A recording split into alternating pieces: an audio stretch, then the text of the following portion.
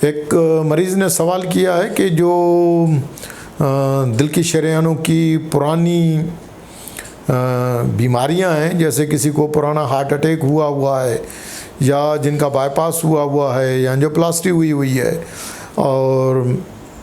हद से पहले उनको दवाएं खाकर और कोई अंजाना की तकलीफ़ नहीं होती आम हलचल से, अगर तवाफ़ के दौरान या हज की मुशक्क़त के दौरान उनको बार बार सीने में दर्द होने लगे तो वो क्या करें, दर्द से कैसे अपने आप को बचाएं। ये भी एक बहुत अच्छा सवाल है और ऐसा होता है क्योंकि जो पुराने जिनको हार्ट अटैक हुए वो होते हैं या एंजियोप्लास्टी बाईपास हुआ होता है, जैसे मैंने कहा कि ज़्यादातर मरीज़ जो हज के सफ़र के लिए आते हैं तो वो हज से पहले अपने डॉक्टर से कोई मशवरा नहीं करते कि उनकी शरेयानें जो पुराना हार्ट अटैक हुआ है तो वो शरेयान जहाँ एंजियोप्लास्टी हुई है दोबारा स्टेंट बंद तो नहीं हुए हैं, या जिनके पुराने बाईपास हुए हैं उनके ग्राफ्ट बंद तो नहीं हो चुके हैं, या जिनका दिल का गोश्त कमज़ोर हो गया है तो वो कितना % जो है वो कमज़ोर हो गया है कि वो जो हज की मुशक्क़त है बर्दाश्त कर सकेंगे कि नहीं। तो वो ऐसे आ जाते हैं तो फिर अक्सर मरीज़ों में तवाफ़ के दौरान, सही के दौरान या बाकी हलचल के साथ सीढ़ी चढ़ने में या हज के पहाड़ पर चढ़ते हैं या जबल रहमा पर चढ़ जाते हैं या गार हिरा की तरफ जो है वो लोग चले जाते हैं तो फिर उनको जाके वहाँ पर बार बार सीने में दर्द की शिकायत होती है। तो ऐसे मरीज़ों को चाहिए कि जो पुराने मरीज़ हैं उनको कि यहीं से ही, अगर यहाँ से आप ज़ुबान के नीचे रखने वाली गोलियाँ नहीं लेके गए हैं तो वहाँ अवेलेबल होती हैं, आप डॉक्टर से मशवरा करें तो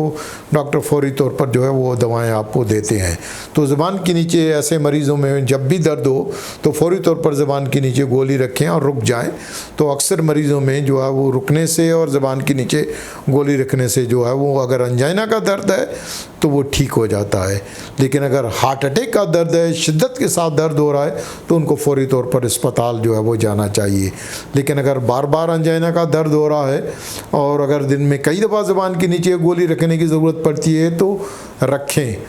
ज़ुबान के नीचे रखने वाली गोलियों का कोई नंबर नहीं है, जितनी दफ़ा भी आपको ज़रूरत पड़ती है आप रखें, अपने अंजाइना को बचाएं। अलबत्ता अगर आपको पता है कि तवाफ़ के दौरान आपको अंजाइना होगा तो आप ज़ुबान के नीचे पहले गोली रख के उसके बाद तवाफ़ करें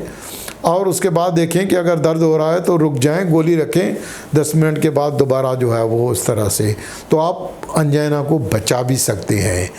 और इस दौरान अगर सपोज़ करके कि सांस की शिकायत होती है तो कभी कभार ये सांस की तकलीफ़ जो है, कुछ लोगों को दर्द कुछ लोगों को सांस होता है, उसमें भी आप ज़ुबान के नीचे गोली रख सकते हैं तो उसमें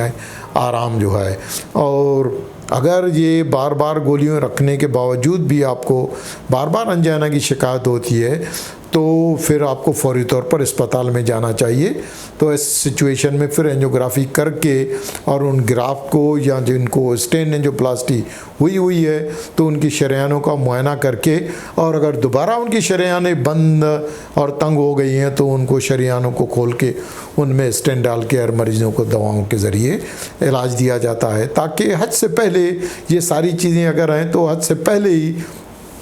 ये सारी चीज़ें जो है वो मुकम्मल करनी चाहिए ताकि हज के दौरान जो है आप मुशक्क़त बर्दाश्त कर सकें। एक मरीज़ ने सवाल किया है कि अगर दौरान हज ब्लड प्रेशर के जो पुराने मरीज़ हैं जो दवाएं खा रहे हैं लेकिन उनका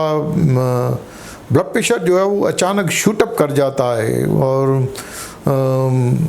200 तक ब्लड प्रेशर और नीचे का ब्लड प्रेशर 110 120 तक पहुंच जाता है और सीने में शिद्दत के साथ जो है वो दर्द होता है, तो ऐसे मरीज़ जो है वो उसमें हार्ट अटैक होता है या हार्ट अटैक के अलावा और भी कोई तकालीफ, जानलेवा तकालीफ हो सकती है। ये बहुत अच्छा सवाल है और इसमें भी बहुत सारे डॉक्टर्स भी धोखा खा जाते हैं, क्योंकि जैसे मैंने बताया कि ईसीजी दोस्त भी है दुश्मन भी है। हम ब्लड प्रेशर को सिर्फ तवज्जो देते हैं लेकिन बाकी चीज़ को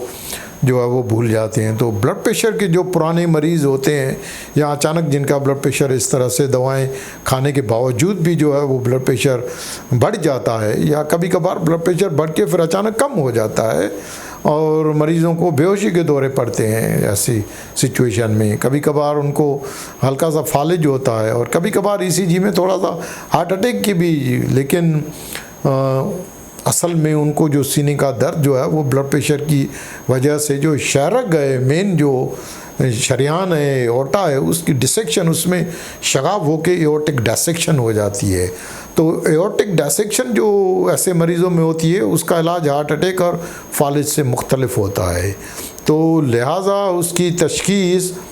में अगर ताख़ीर हो जाए तो